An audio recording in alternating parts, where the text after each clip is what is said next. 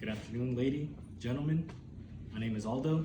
Today I'm here to inform you about, in my opinion, the three most important battles in this nation's finest fighting forces history, the United States Marine Corps.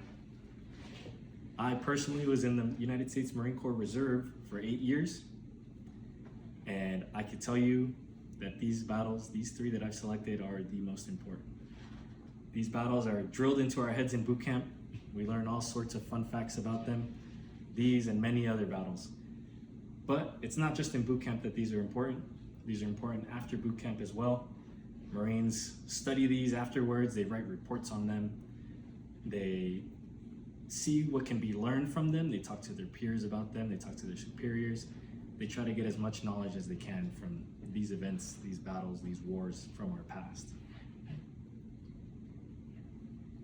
The three battles I've chosen, I feel are the most important, are the Battle of Belleau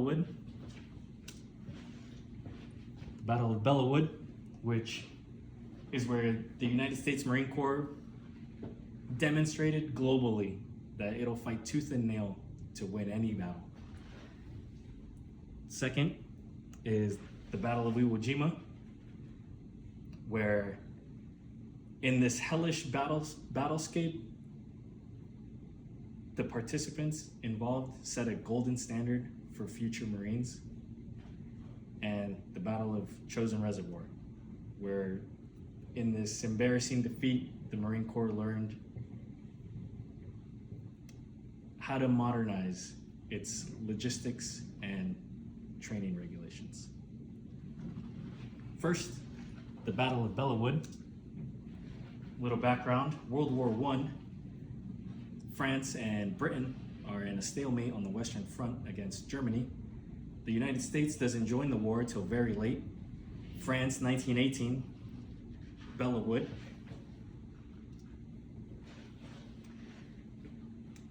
It is the first time the United States has fought a European power since the Revolutionary War, 1776. It's a very long time. And according to the Marine Corps Official Museum, the in-person one, I've been there, it shows two iconic quotes that came from the battle. One comes from Captain Lloyd. Not long after the Marine Corps got to Belleau Wood, the French wanted to retreat. And he says, "Retreat? Hell, we just got here." Very funny, very Marine Corps quote. The Marine Corps has a lot of funny quotes that are very straightforward.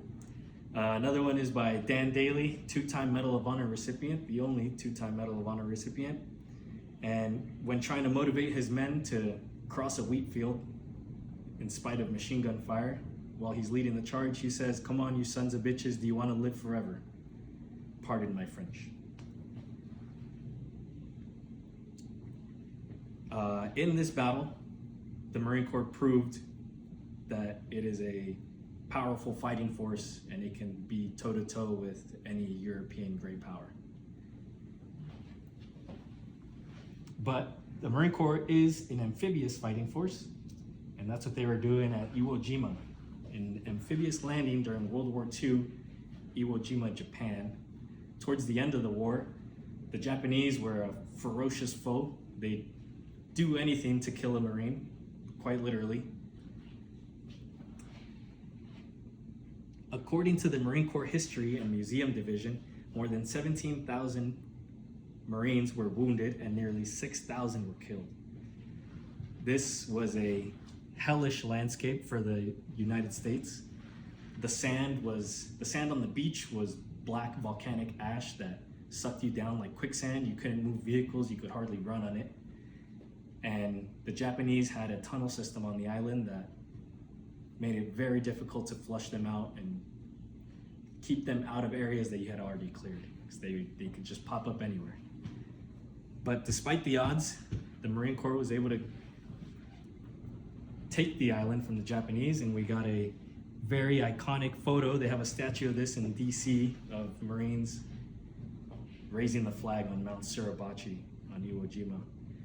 This battle is important because the Marines who participated set a golden standard for all future Marines to come. All Marines after this, they look up to the bravery that these men had, and they hope one day they can have it.